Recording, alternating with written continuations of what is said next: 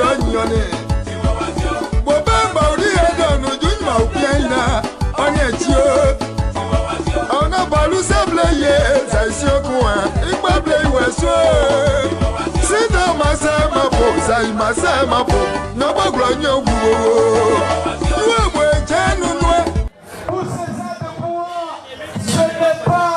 Poisson d'avril, c'est vraiment pour César de moi, en chair et en os. On va appeler le groupe Apogéacé, Sali, Djerou, Apogéacé de Bangolo. Sali, on t'attend bien rapidement. Le groupe Apogéacé de Bangolo. Apogéacé de Bangolo, on attend. D'autres artistes.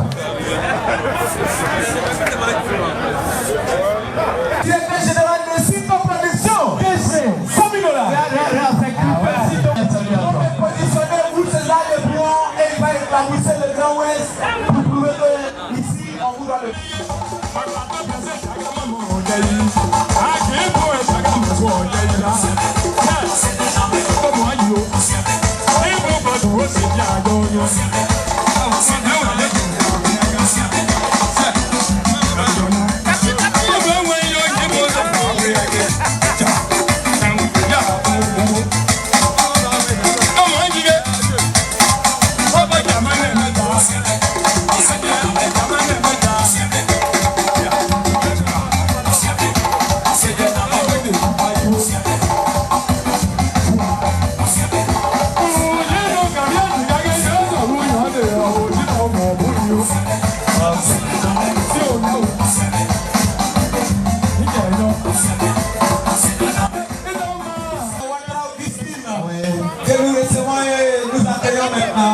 Augustine Ouattara, présidente du Point Club Sacré. Augustine Ouattara est là. Augustine Ouattara, présidente du Point Club de l'artiste Sacré. C'est moi l'artiste, on peut voir. Alors, la victoire n'est pas prête. Amigo Diva, tu vas gérer rapidement. Musique de soutien, on va recevoir là. Merci.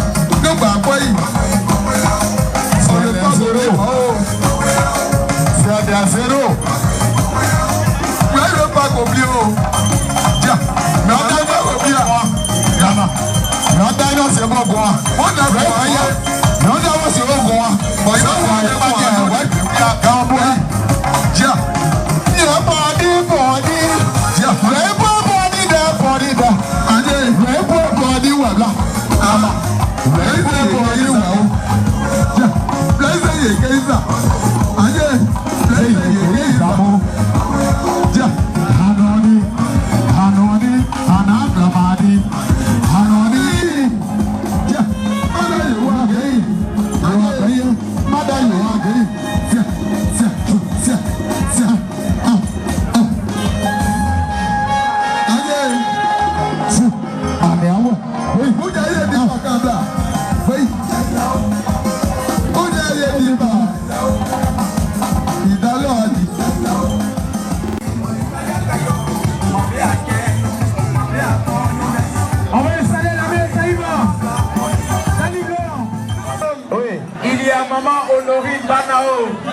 Banao Honorine, chantée félicité par tous les artistes de Côte d'Ivoire. D'accord. C'est la sœur à Taïba Rosine. Il est officier des douanes ivoiriennes. Il est docteur en sociologie. Il est le secrétaire général du syndicat national de la coordination des agents des douanes de Côte d'Ivoire. Il est le porte-parole du ministère de l'économie et des finances. Il est le chef de la brigade des douanes de Maféré. Vous, ces des douanes, va recevoir le lieutenant Acharo.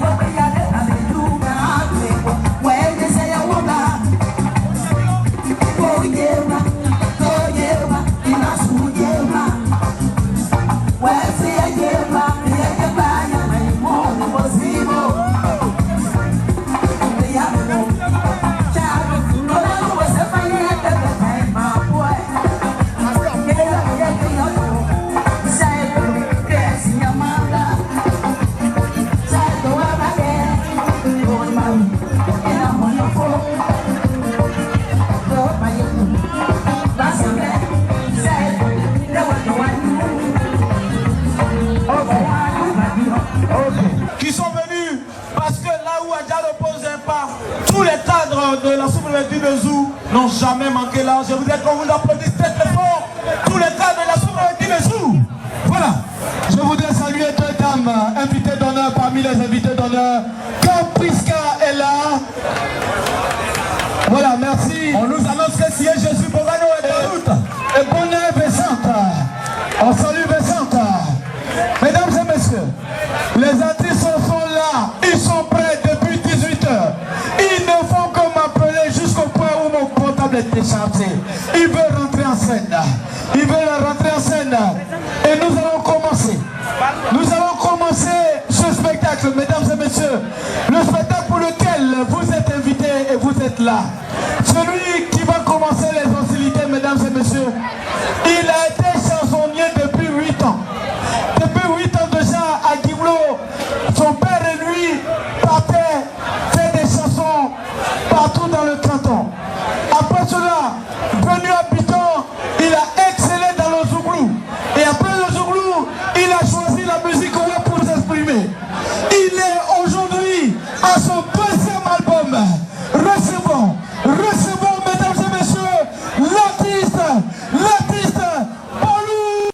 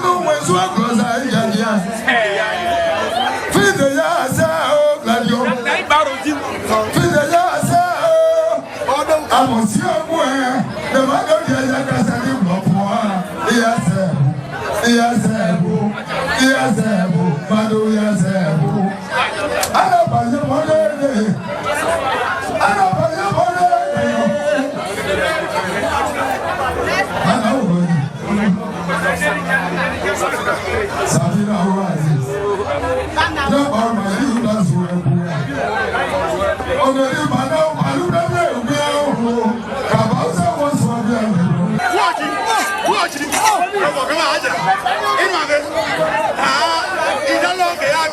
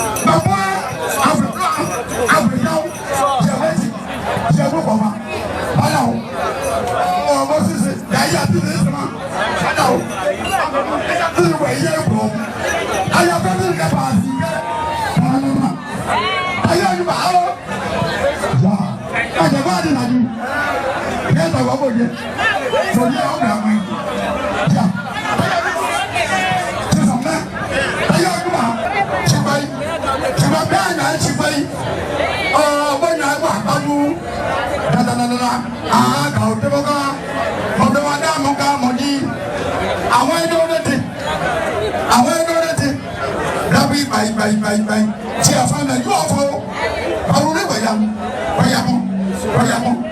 bámu ẹ báyìí sísè wẹ bámu ní wẹ èyí àgbàdo yẹ sísè yìí dẹ́yì bí wọ́n sá yìí wẹ́yìn lẹ́yìn bí wọ́n bẹ ọmọ yẹn dá báwo wọ́n bẹ lẹ́yìn wọ́n sẹ́mọ́ ní dá sísè náà tó yẹ ìgbà yìí máa bẹ yẹ sẹ́mọ́ ní dá àmàlà pọ̀ yẹ parí fún wa ọ̀jà ló wá sí sọ́mọ́ kan sísè náà tó kẹ́kọ̀ọ́ kẹ́yìn ló bá yẹ kọ́ yìí tó yẹ wọ́n tó bá o dandandandan isa akukuri ja kone kadi atayi yóò wà bọ̀ wí atayi ìbò sani àbú bó máa fa máa wú nyà ike nyà ikú sàn wọ́n náà tẹ̀wọ́ máa ń dọ̀ ogún tẹ̀wọ́ tẹ̀wọ́ níwọ̀n tẹ̀wọ́ ọ̀yìn yà wọ́ tẹ̀wọ́ sẹ́kúrọ̀ àbú òkú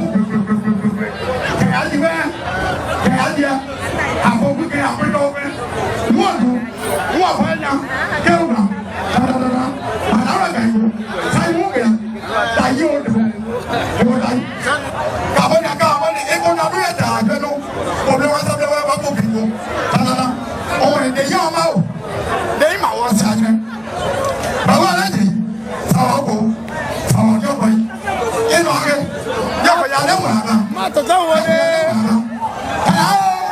Eya ọ̀dọ̀dọ̀ eya sọ̀tẹ̀wẹ̀ eya fún àdìmọ̀ ọ̀rọ̀ tẹ̀bọ̀ eya sàwọ́ sẹ́mà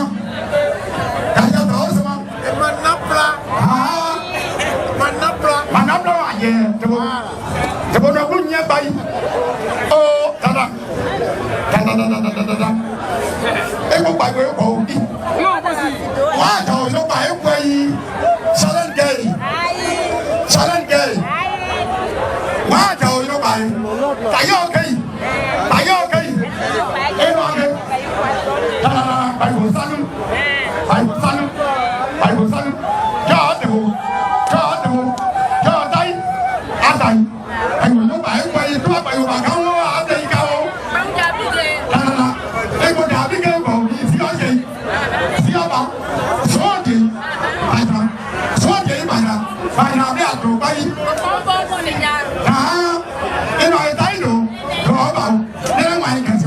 Il va rejoindre son binôme. L'artiste va rejoindre son binôme parce qu'il s'agit d'un duo. Il s'agit d'un duo. Et Sacré rapidement va rejoindre Balou Premier. Il va rejoindre rapidement Balou Premier. Je voudrais encore dire merci à nos invités, à nos officiels et leur dire merci pour leur patience. Les deux artistes en duo viennent d'introduire leur différence à travers leur support intitulé La Différence. Maintenant, mesdames et messieurs, nous allons vous présenter le duo.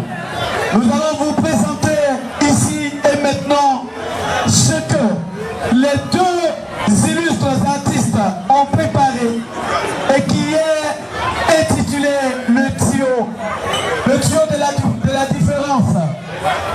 Si tout est prêt là-bas, nous allons envoyer nos micros vers Sacré et vers Balou Premier. C'est une entité en part entière. Oui. Sacré également, c'est une entité musicale à part entière. Oui. Mesdames et messieurs, on vous a convié en ce lieu parce qu'on a un vrai et bon duo d'un couple d'artistes ouais, pour vous. Et maintenant, nous allons vous permettre de déguster l'avant-goût, j'allais dire le premier opus de ce duo. Oui. Et je m'en vais tout droit. Le premier morceau du duo. Balou et Sacré. Premier morceau du duo. Balou et Sacré. Apportez-moi mes artistes s'il vous plaît. Ok. On vous attend maintenant sur le artiste Balou.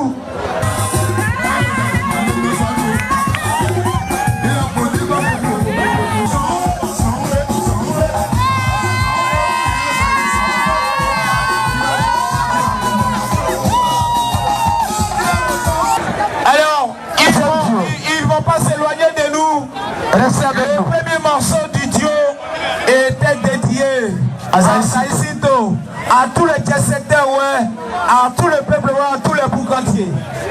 Nixon, oui, le deuxième morceau du duo.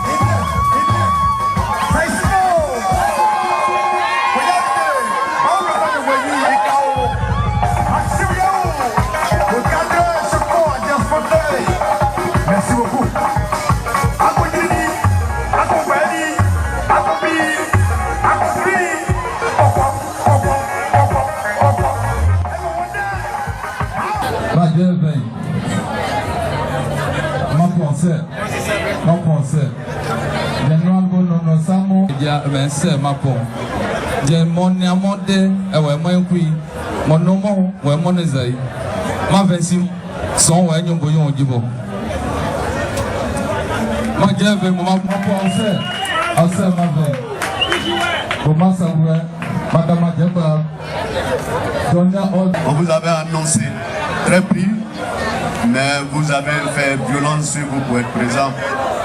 Mille fois merci d'honorer de votre présence et d'accepter toujours d'être aux côtés des jeunes frères qui veulent magnifier l'art, mais l'art, ouais. Chère maman, nous avons pu joindre quand même un visage à un nom. Vous êtes la femme à mon grand frère, vous êtes donc sa maman. S'il n'est pas de ce monde, c'est à nous de vous magnifier. Marraine de cette cérémonie de ce soir, que dit donc du grand frère Bawazen? Je me rappelle comme si c'était hier pour débattre de tout ce qui concerne la jeunesse. Par rapport à sa prise de responsabilité quant au concept de développement, quant au concept de vivre en convivialité. Grand frère, soyez remerciés, mille fois merci pour tout ce que vous faites pour la jeunesse. Je vais commencer d'abord par la dame de fer. Elle m'avait invité avec mon petit frère Zaïsito à Niouaï et nous étions à lui rappel nominative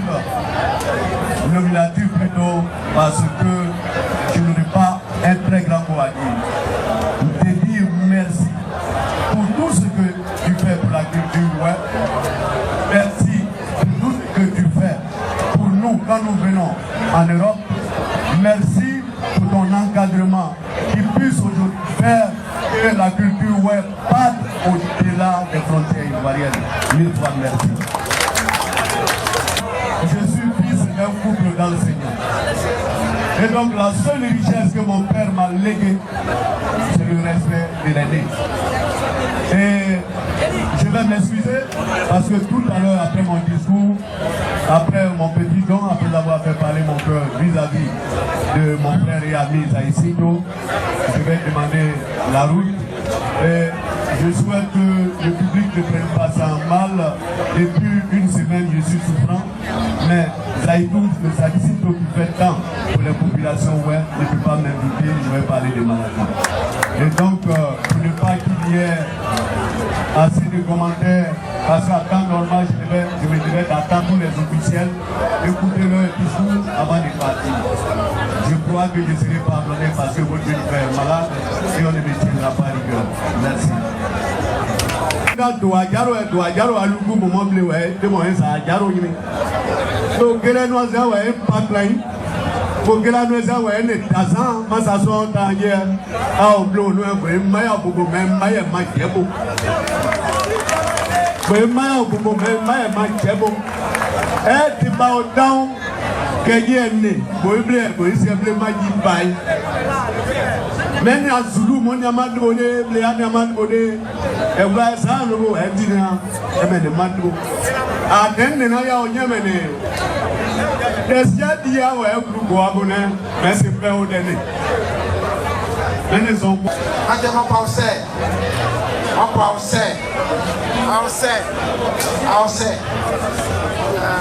mo ya kwa Bravo, si me como una moneda. Ya, no le damos el patrón. Mais Zaïdou, on a un producteur. S'il vous plaît.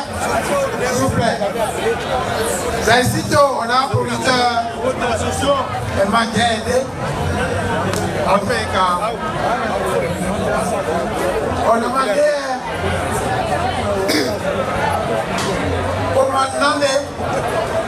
Como anapa mana ima kura como na ima ma we ma bu jai oya sepo au blou au dai we o dia papa o se na dia ma desu ne ye ma papa o se me de yi ise de ne mu mais alguma de dia go onwa ene awe odo egbe egbrago na problem no di no ya bo mu moke a de blu a je wa bla you gba mu moke e me go me mo pa o se magia ma do bu oni our set. On est d'abord, il y a quoi? On a gagné, on est ingénieur de travaux publics. On est directeur technique au mairie d'Adjamé. Mais on y a pensé que.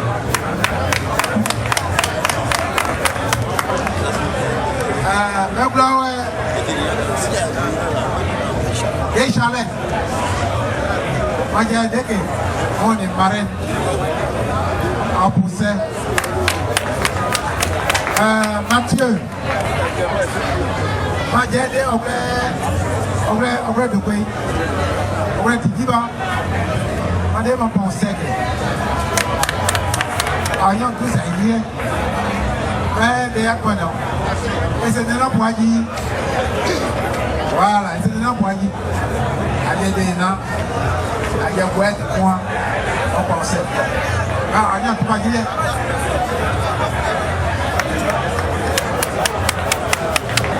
Je prends le micro ici présent pour faire passer surtout un message et dire que notre présence auprès de Simon, c'est pour faire passer un message de solidarité. Et de quelle solidarité s'agit-il? Une solidarité au niveau régional. D'abord, vous êtes sans ignorer que Djokwe et Bangolo, c'était la même sous-préfecture. Aujourd'hui, nous sommes dans la même religion. Donc, tout ce qui touche Bangolo, forcément touche Djokwe. Et nous pensons que nous, en tant que cadre de cette région, nous avons l'obligation de nous serrer la main, l'obligation de poser des actes ensemble et l'obligation de réussir le développement de notre région.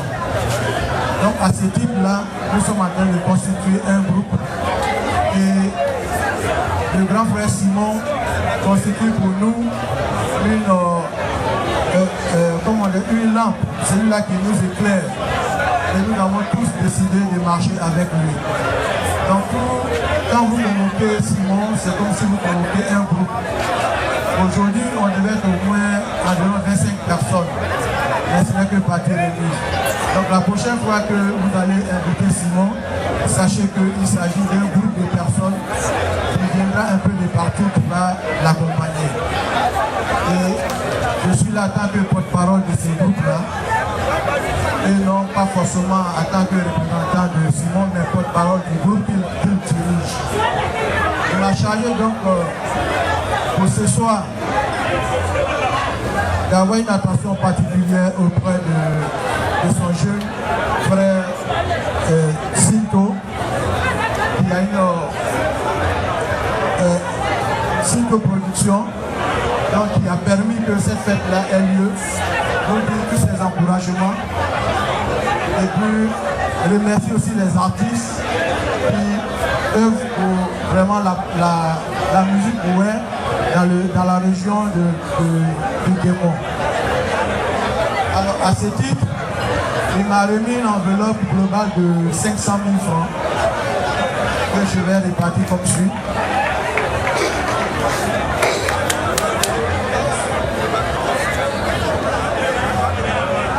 Alors, à Sinto Production, nous allons remettre l'enveloppe une enveloppe de 300 000 francs. À lui et sa production, donc à toute son équipe. Et en guise de soutien,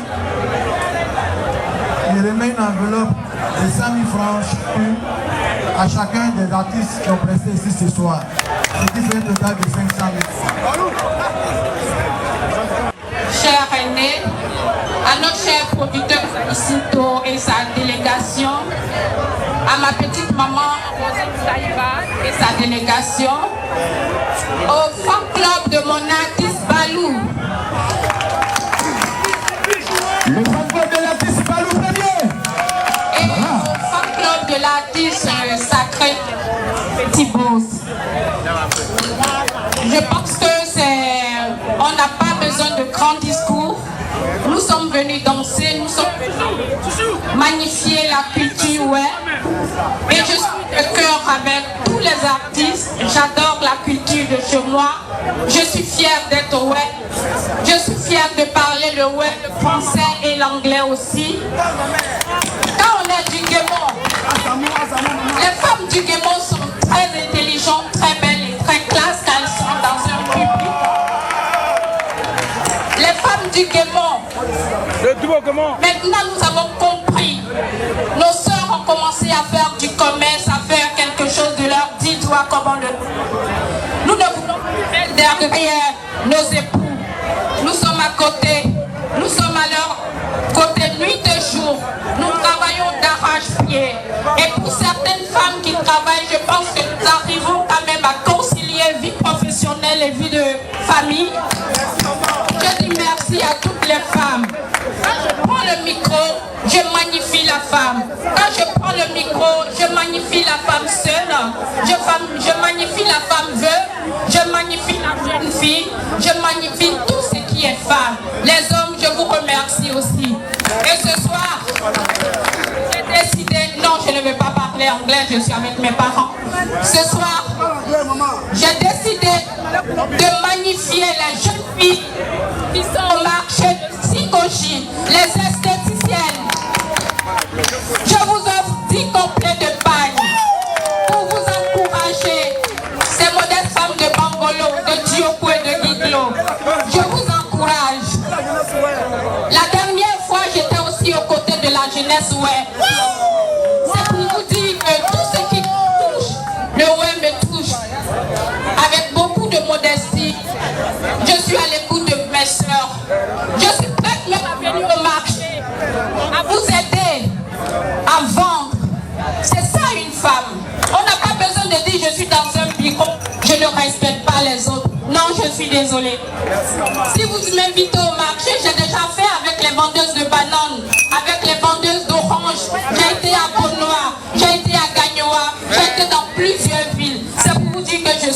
votre côté, mes sœurs. Ce soir,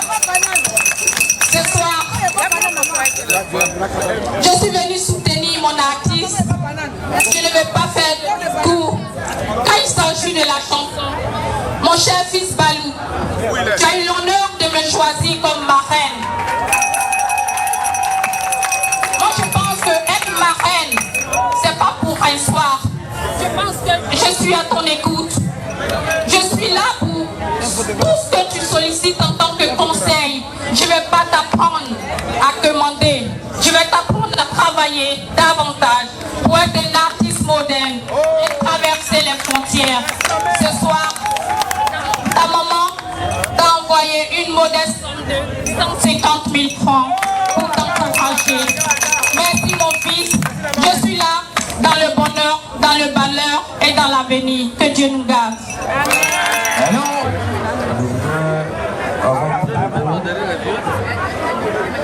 La population de Bangolo, que ce soit la façon communale comme départementale, un sincère remerciement à mon cher ami, mon petit-fils, Simon Dou, déjà la Soka, et ce soir, patron, c'est lui. Le plus dur, parce que tous les autres ce soir sont les petits-enfants. C'est pourquoi je voudrais remercier ma petite fille Pierre Chalem pour tous ces efforts qu'elle fait pour non seulement la jeunesse ouest, mais pour toute la population ouest. Merci beaucoup. Je ne saurais continuer mes propos sans reconnaître en un homme, mon jeune frère Jaïsindo. Je l'ai toujours dit, il y en a qui gagnent leur argent pour eux-mêmes. Et ceux qui le gagnent pour les autres ne sont pas assez.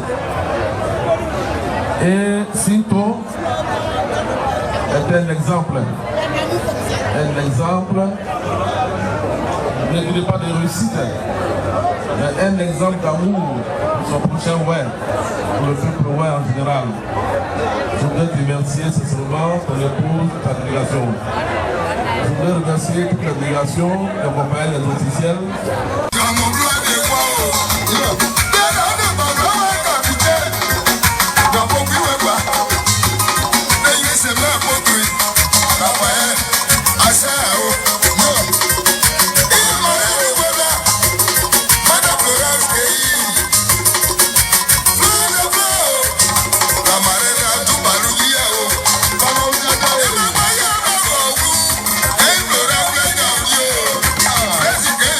Asa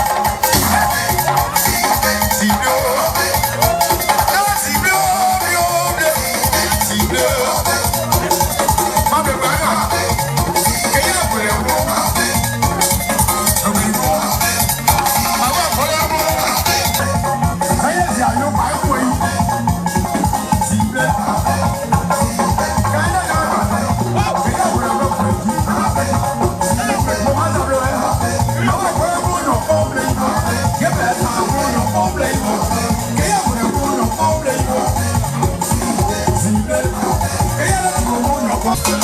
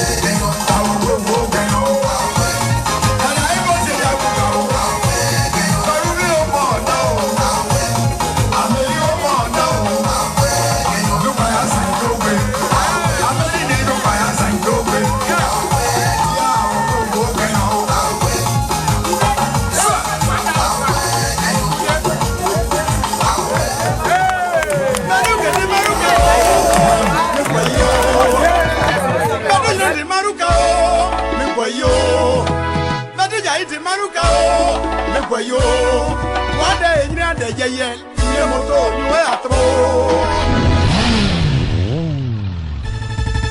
Yaya Zayi c'est un bébé coude ça au mobile le producteur Choco awo fon gede baye gede na na kine moto ni we atro do ko mo de mo le ite wa no ye mo go arrange $100